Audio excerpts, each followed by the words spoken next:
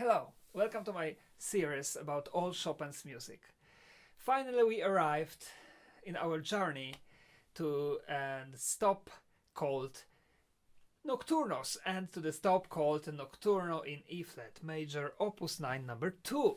Probably the most popular Nocturno and one of the most popular pieces of Chopin in his all music. His second Nocturno, well, in fact, Chopin composed three Nocturnos at first, which he decided to publish, and then he published them in one book, which has the number 9. So it's Opus 9. In this Opus 9, which is the book of Nocturnos, we have three Nocturnos. The first one, which I explained in my previous video, this one, and then the final one in B major. They are quite different, and we can call this a kind of triptych, a kind of story with three chapters. What you've just heard is one of the most famous Chopin's melody, full of love, definitely, and very, very singing, cantabile. We can't imagine more singing melody. Maybe a few of them. Maybe melody from his Scherzo number 2.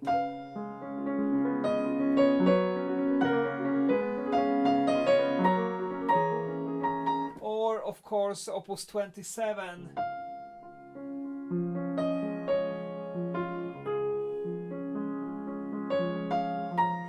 These are all these very singing melodies. As I was telling you, explaining in my previous video, Chopin was in love with opera singer when he was 18, 19, 20. He loved singing, opera singing, and he wanted the piano to sing. And also here in this Nocturno, we do have this attitude of the composer.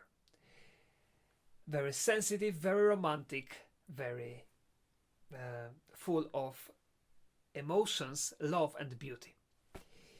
But is there anything I can tell you that you didn't know in this video? Is there anything we can say about this piece which is so popular, so overplayed, of course loved by the audience, but still, what to analyze here when we know everything? In fact, there is, and Chopin himself is helping us to do so. So I want to focus on a few things today. First thing is how Chopin treated Nocturnos as etudes. Chopin was always saying to his students that Nocturnos are equally difficult than etudes, or maybe even more difficult. And in my opinion, it's totally true. To practice etudes, you just need time. One pianist, I don't know, needs 100 hours to practice some etude, another 1,000 hours, another 10,000 hours, never mind. But finally, with a good, of course, teaching and good methods and perseverance, you can achieve the technical ability, because it's just technical movements. But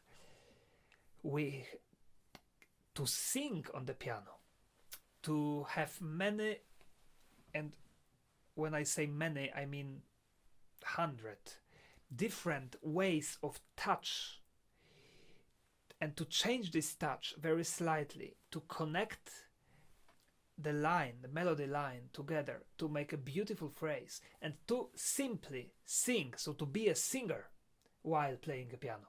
This is a true mastery, which, of course, it's hours of practicing, but it's more than that. Because here we have also the imagination, we have the sensitivity, and just something more that is not so easy to learn and not so easy to teach. So for me as a pianist and a musician, it's much more impressive, generally speaking. And also I love to play this kind of music because I love to sing with the piano.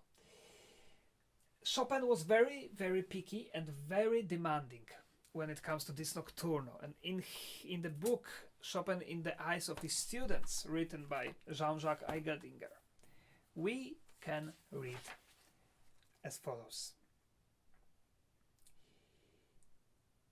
Chopin said that this particular Nocturno has a specific and very severe difficulties when it comes to the interpretation.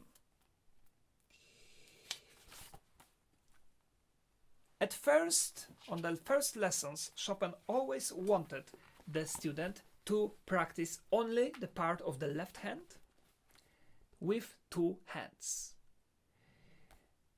Playing bass with the left hand and then the chords with the right hand. And these chords, Chopin was saying, should sound as if it is a choir of guitars.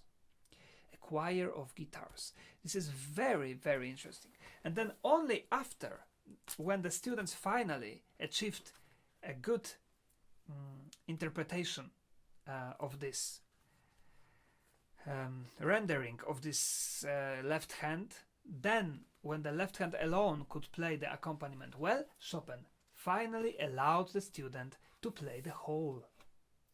And then probably they were working on the melody and on the phrasing and on the rubato, on the beauty of the sound, or beauty of the legato, and so on. It's an endless, endless work. Let's analyze the problem first, because maybe for you it is quite interesting.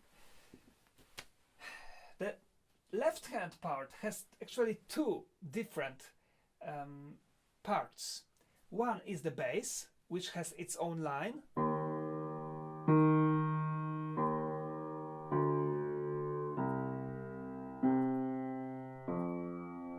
When I play for you the melody and the bass, it sounds like this.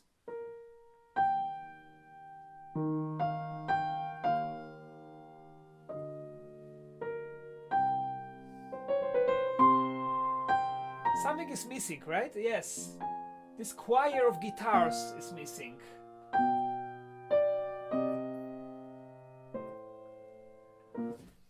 The choir of guitars sounds like this. Only choir of guitars now I play.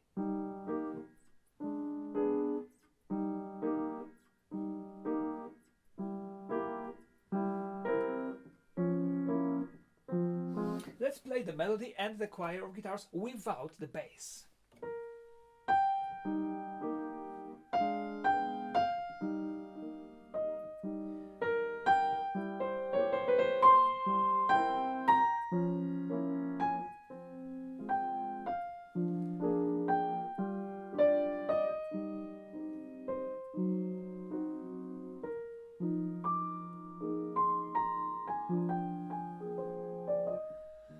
Okay, so also different. We need the bass. So how Chopin wanted the student to practice? Well, play their left hand and with two hands. So like this. And believe me, it is not easy for the beginner students especially to play the choir of guitars very soft. Why guitars, you may ask? I was also asking myself, why Chopin was saying that these are guitars? Well, probably because when we play the guitar, we touch the strings with our fingers. So not with hammers like in the piano, like in the percussion instrument. No, it is as if we put our hands inside the piano and we touch the strings.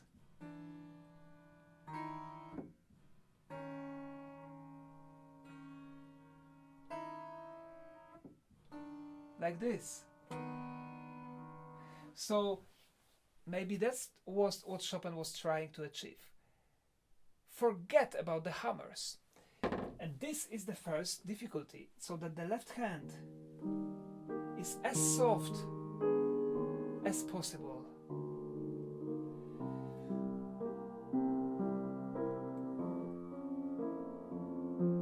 Only then we have a beautiful background for the melody, which should never be disturbed by the left hand.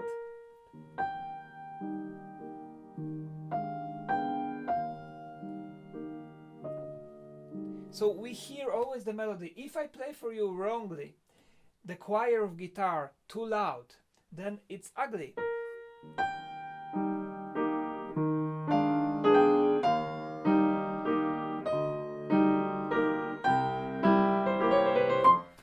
And this is like, you know, maybe you even know such playing. So the first difficulty is in the left hand, and Chopin was very picky about it. Because also in the left hand we have these jumps. Left hand has to move very fast from left to right, from left to right, and it gets tensed. When it gets tensed, it cannot play soft. So this is a very difficult, actually, nocturno, even though if it doesn't sound so. Another demanding issue, and a beautiful issue. Right hand should sing. And now we come to the very interesting topic about singing. When we listen to the nocturnos, we can really judge the pianist because it is in nocturnos when the pianist can show how good singer he is, how sensitive he is, and how much beauty he can create. You know, it's like with the singers. Imagine the singers. We have hundreds, thousands singers in the world. And singer, when the singer is singing, singer usually has only one melody to sing, always one melody on the aria, right? And these hundreds, thousands singers, they always sing the same aria, the same melody. And now the question, how many singers do you really know? Well, if you are interested in the opera, 10 of them, 15, 20, by the name. Of course, there are more very good singers. I'm not telling that they are not, but still, there is a singer and a singer. What is the difference? That's the question. The difference is how they phrase, what kind of voice they have, but mostly how they phrase. The very slight changes of the tempo, their imagination, and the legato, the dynamic, everything is very unique. And in the nocturno also it is very unique. That's why it's so different from etudes, because in etudes you have the technical skills, which, well, I think you agree with me when you listen to performance of one etude. Let's say, for example, this etude. You can listen to 10 different pianists, and there will not be so much difference between them. They can play a little faster, a little slower, but apart from that, it's all the same. And so it is. But in the nocturnos, never. Because the idea of how they want to sing the phrase is very different. That's why I love to endlessly work and create new ideas of how to connect these sounds, this melody together, and what kind of energy to build. And that's why it's so fascinating. But now, what I want you to do, because I have for you a surprise, I have a very shocking thing to tell you.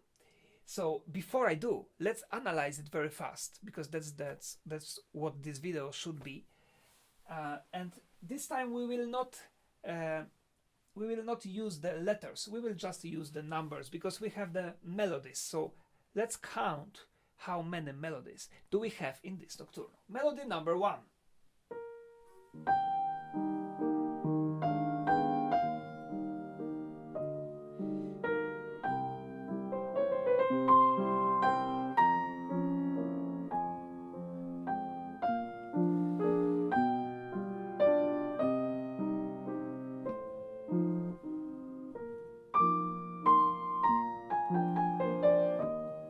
Melody number 1, repeat it again.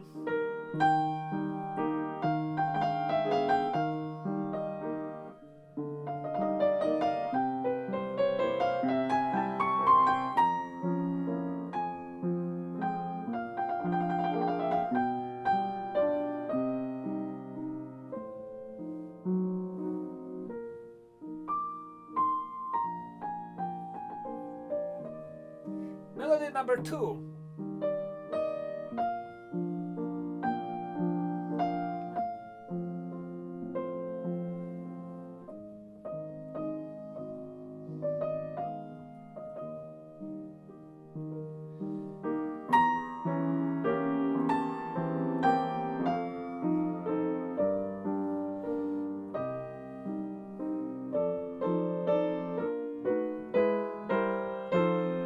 Melody number 1 again.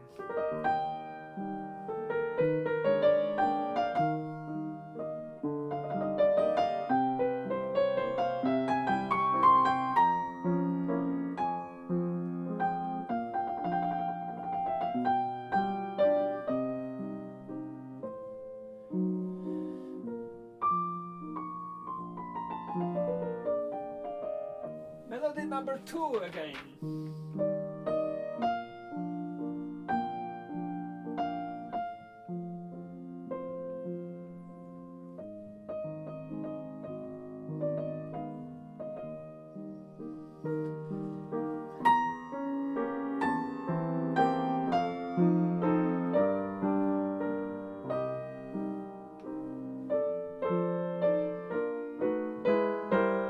Melody number 1 again.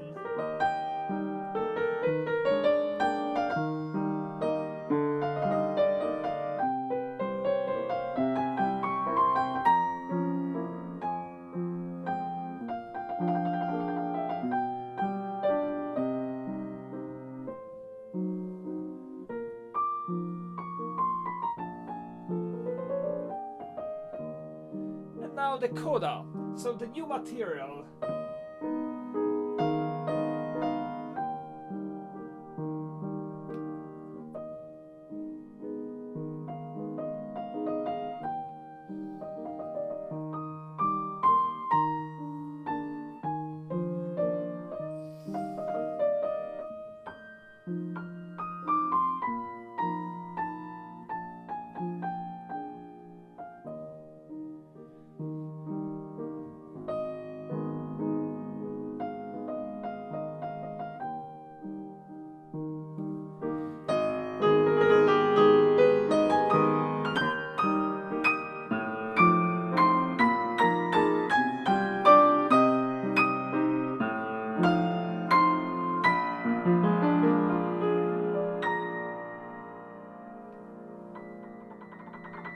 And the ending.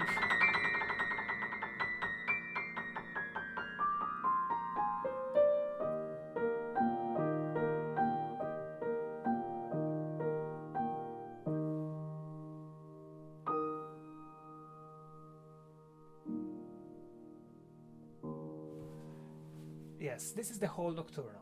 Very simple. Only 2 melodies, right? Okay, why I did so? Just because in the book Chopin in the Eyes of His Students, we have actually at least 3 of Chopin's students who are telling us that when Chopin was playing this Nocturnal, he played this melody number 1 especially in its original version only 1 time. And every time later when it appears, Chopin was adding some embellishments. Embellishment, which means some figurations, to make this melody more interesting. Let's call it more interesting. So, or to wear the melody in some other clothes. This was the fashion at that time, the way of playing. Nowadays, not so many pianists, I think, are playing this. I also myself, when I play this Nocturno, I play it as it's written, because these embellishments are not published. Well, I have them published as a second version in my edition of Chopin, which is a Polish national edition, and there is a second version of this Chopin with some embellishments, with figurations, which Chopin usually, and we read this in this book, Chopin was writing them in the score of his favorite students. The topic of favorite students and how much I hate this in Chopin, I already touched this topic and I talked about it a lot in my video about Scherzo number 3. So if you didn't watch it, please do so, then you will know what I think about it. But it's very interesting. Chopin was himself playing these figurations on the concerts, on the lessons, and he also wanted his students to play these figurations, but probably only good students, because if the students was bad, well, nothing could help him. Probably these figurations, because they are not easy, and I will show you, they are not easy and they could spoil the Nocturno played by some bad pianist. So that's why I think Chopin wrote it down only in the scores of some of his students. Maybe the word favorite that we read in this book is not a good word. Maybe it should be his best students. That's something else. I think we agree to this. Okay, so now I just want to show you what kind of figurations Chopin was using, and then later his students on the concerts also were using as a kind of tradition. This, of course, is still the same music, but it becomes a different piece. So maybe I play for you from the very beginning again. Why not? It's so beautiful.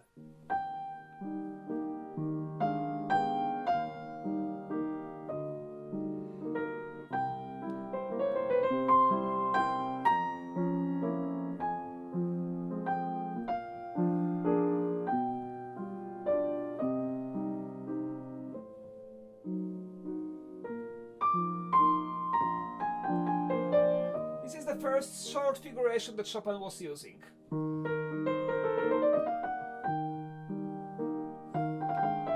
Only this scale, then nothing else.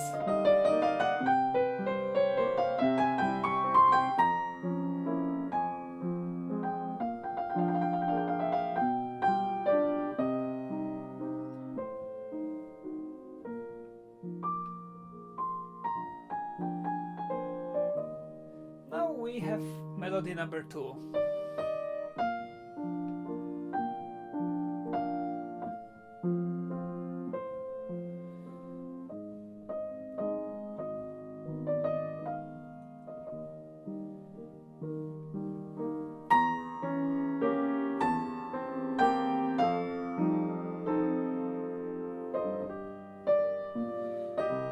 Excuse me.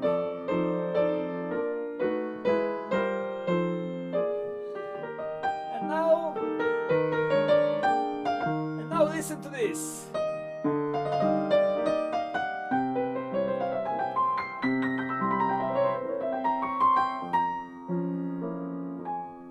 This is the first figuration. And now the second.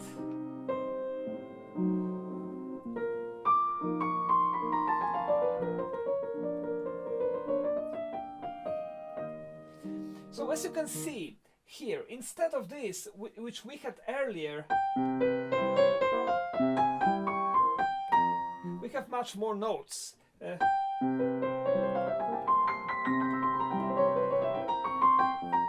it's still the same, right? The same phrase. Okay, then we have the melody number 2, which is not changed at all. And then we have melody number 1, which has even more brave figurations that you would never think of. Do it by yourself.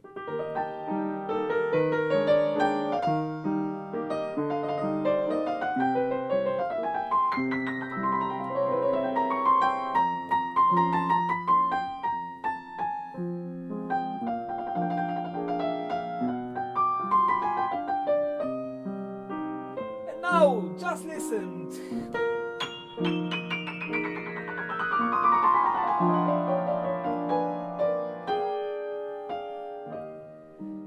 Like an etude, but I think I believe that Chopin played like this. You know, I was never brave enough to play like this because I didn't want to shock the audience, but maybe if before playing I would prepare the audience by telling them that this was how the tradition is telling us, that Chopin was performing this Nocturne and his students were performing, and he gave the students a green light to play like this, and then to present for them, or maybe two versions, to present them two versions. That could be something quite interesting. And I think about it in the future. Maybe I will do it. Because it is shocking, isn't it? Especially the last...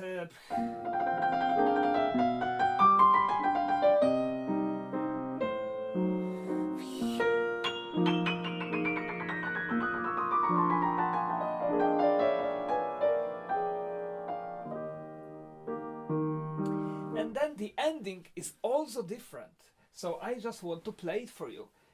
And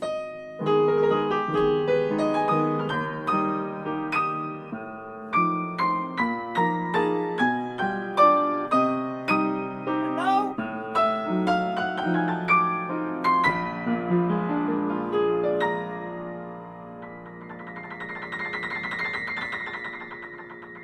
And this is different.